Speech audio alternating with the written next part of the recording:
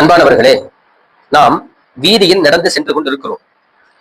சட்டென்று தவறி விழும் சூழல் ஏற்பட்டு விட்டது. அந்த நேரத்தில் ஒரு கனரக வாகனம் வந்து கொண்டிருக்கிறது. பக்கத்தில் இருக்கக்கூடிய ஒருவர் நாம் கீழே விழாமல் பிடித்து இழுத்து விட்டார். அதாவது நம்மை காப்பாற்றி விட்டார். ஒருவேளை நாம் தவறி விழுந்திருந்தால் பெரிய அசம்பாவிதம் நடந்திருக்க கூடும். அவர் பிடித்ததால் நாம் தப்பித்தோம்.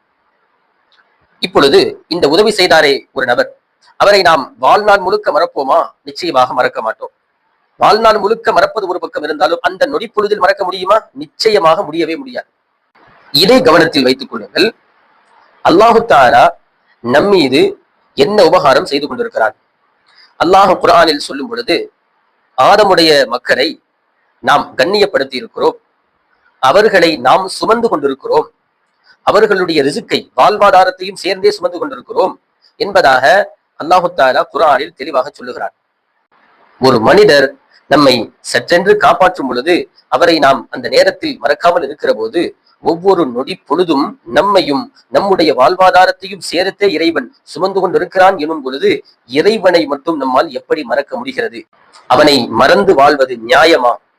அவனை மறப்பது நியதியாக இருக்குமா? ஒரு கணம் சிந்தித்து பார்ப்போம். அல்லாஹு தஆலா அவனை மறக்காமல் இருக்கும் பெரும் நசீவை நம் எல்லோருக்கும் தந்தருள்வானாக. ஆமீன்.